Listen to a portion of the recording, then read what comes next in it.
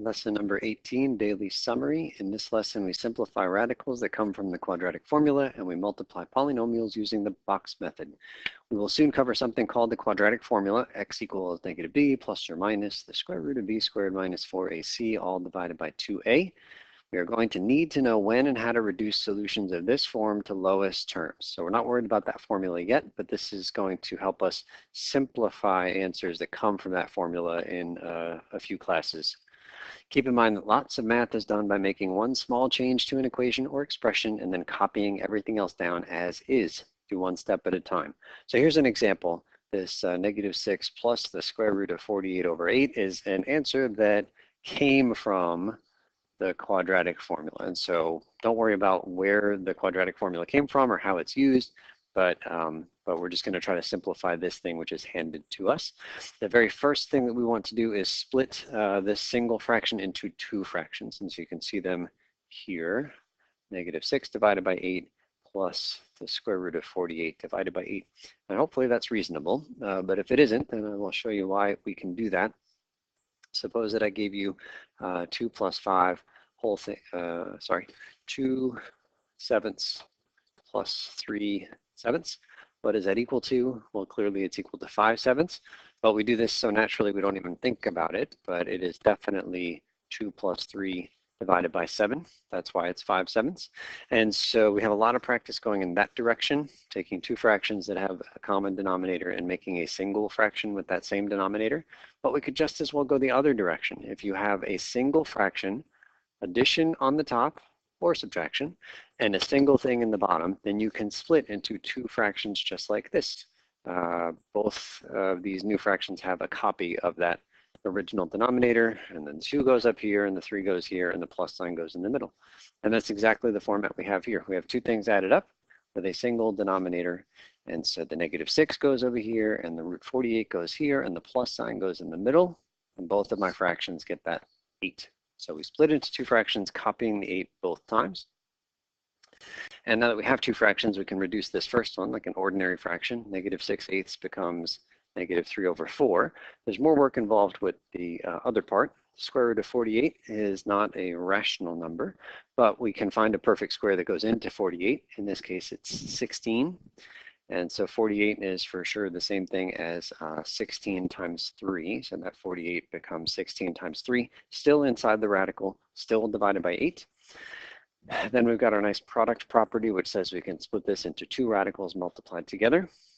And then the square root of 16 is just plain old 4. That is now outside of the radical, but the 3 stays inside the radical. And then finally, we can reduce the 4 and the 8. They're both outside the radical. 4 over 8 becomes 1 over 2, and we have not written the 1 there.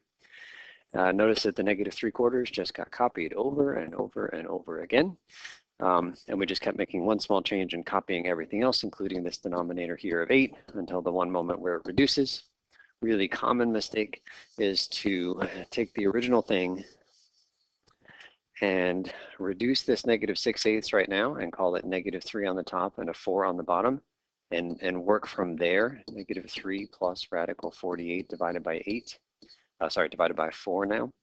But we can't do that because the 8 was originally the thing under the square root of 48, and now it's a 4 under the square root of 48, and there's no way that that 48 is unaffected. Square root of 48 is unaffected by the 8. Has to be the original 8 intact, and you can't just change it without also changing the 48. So that's why we split as our very first step. So we can't do that. And then the other common mistake that you want to avoid is reducing, let's suppose you have accurately split up into two fractions, and now you have a 48 and you have an 8. And some students want to reduce those two things. 8 goes into 48 6 times, so can you cross them both off and somehow put a 6 somewhere inside the radical, outside the radical? I don't know, it doesn't work. You cannot mix and match things inside the radical with things outside the radical. Only when there was a 4 outside the radical were we able to reduce and get our 1/2. So anyway, split into two fractions first, and then proceed as usual with our reducing radicals. Number 2, let's change gears and talk about multiplying polynomials. We'll learn the box method, since the box method is very general, and it will help us with an important upcoming topic called factoring. A, to multiply 4x cubed y to the fifth by negative 3xy squared minus 7x cubed plus 2x squared y, we set up this box. So let me write down the problem that we're trying to solve. It's this one single term multiplied by this thing, which has 3 terms.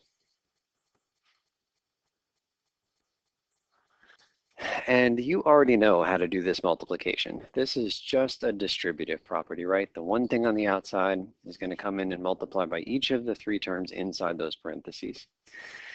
And so you can do you can do this problem by just doing the familiar distributing thing, but we're going to take a different approach here. And it's this thing we're calling the box method. So first observe that we have put that single term on the outside of this one row in the box. And then inside the parentheses, we have 3 terms separated by plus signs and, oops, too far, separated by plus signs and minus signs. And those 3 terms have gone up on the top.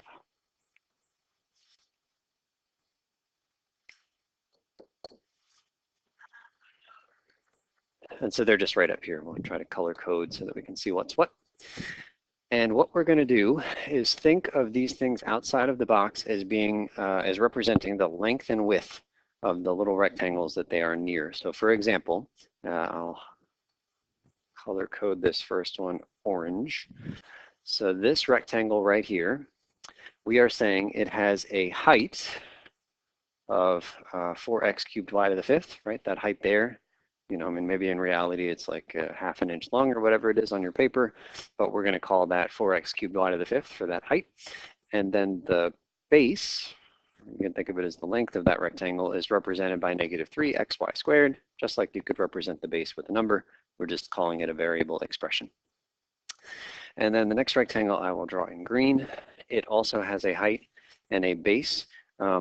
These 3 rectangles that are inside of the bigger rectangle, they're all drawn to be exactly the same size and shape, but that is not the case. That's just me, you know, drawing something that's uniform, but they can have different sizes.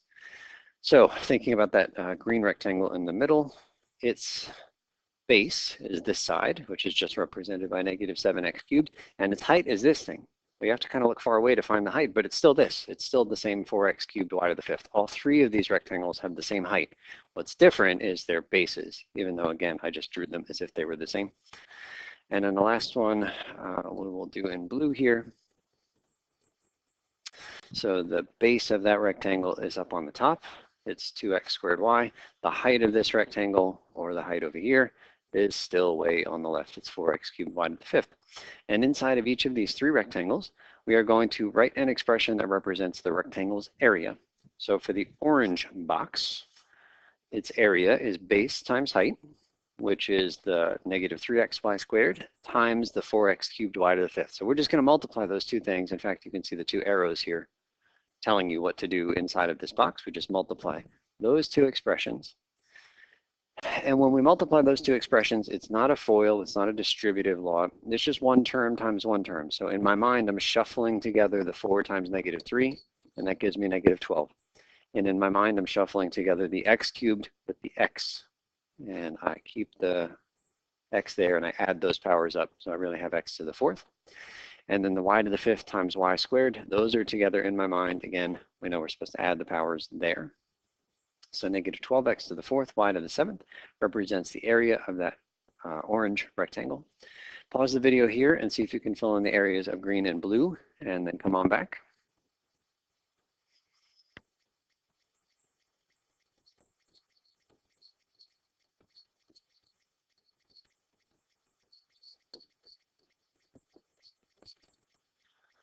Okay, so hopefully you got the same answers that I have here. I'll just point out that I am going to try to do my best to remember to put plus signs inside of all of these rectangles.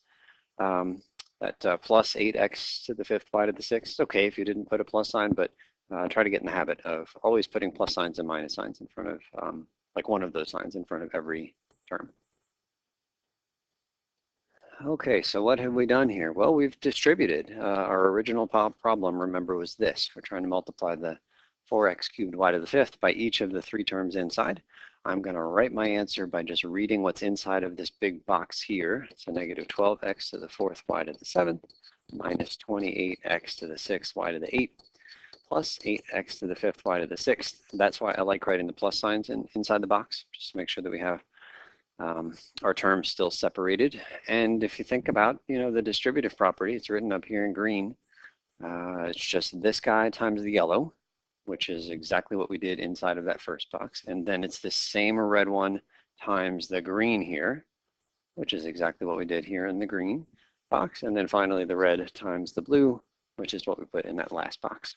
And so we actually made more work out of the distributive property than it would have been using the technique you already knew.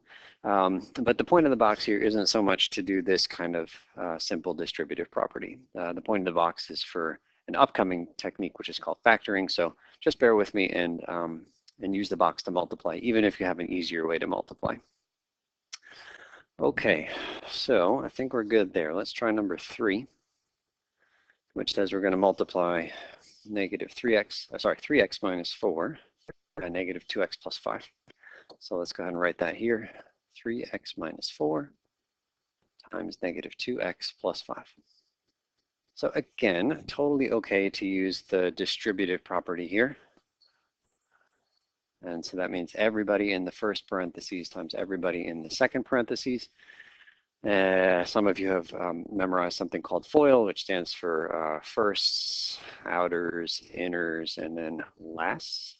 That's okay. But really, it's everybody times everybody. I've also seen this memorized as a lobster claw. You can kind of imagine a lobster claw going in this shape. It's opening to the left here. But we're going to use the box. It should give us the same answer that distributive or FOIL or lobster claw gives you. So let us put 3x here, and then minus 4 here, and negative 2x there, and then plus 5 there.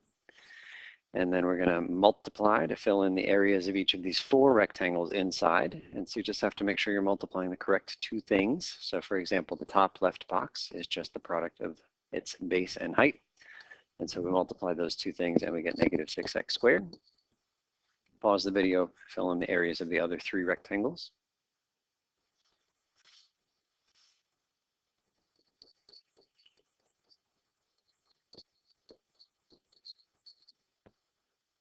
Okay, so hopefully we agree. Again, do your best to remember to put plus signs, even though you don't necessarily have to.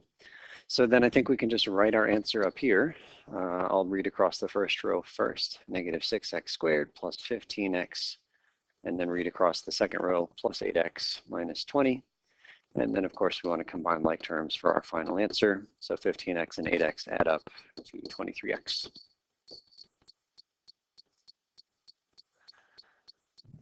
Which is what you would have gotten if you had done distributive or lobster claw or FOIL or anything like that. Okay, one nice thing about the box is that if things are lined up in a particular way, then your like terms are going to be on these diagonals here. So those were your like terms. The negative 6x squared didn't have a partner, but if it did, it would have been on this diagonal right here. And also the minus 20 did not have a partner, but if it did, it would have been a continuation of that diagonal. Number 4, one quick note about the dimensions of the box. The number of rows of the box should equal the number of terms in the first factor. The number of columns of the box should equal the number of terms in the second factor, or vice versa. It doesn't matter whether you put the first term on the left-hand side or across the top of the box. But for example, if we wanted to use a box to multiply these 2 things together, in this first set of parentheses, I see 3 terms separated by additions and or subtractions. In the second parentheses, that's 4 terms. So this would be a box with 3 rows and 4 columns, or vice versa, if I wanted to do all of the distributing there. Next page is fill in the outsides of the box in order to multiply these 2 things together. So in this case, just because I've drawn the box for you, we have to be careful about which one we put out on the left and which one goes on the top. So here is 3 terms, here is 4 terms, so I guess I got to put the 3-term one on the left-hand side here. Minus 3x squared plus 5x minus 2, and then across the top row, 2x to the 4 plus x squared minus 6x minus 3. And then it says, now draw arrows to indicate which 2 terms you would multiply in order to fill in the circled rectangle. So the circled rectangle has this negative 6x as its base and the 5x as its height. And then let's go ahead and fill in the entry inside of that circle.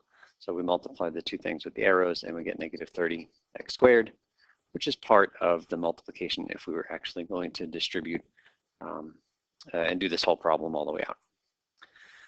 Okay, so I think that's it for this demo. Go ahead and jump into the activity.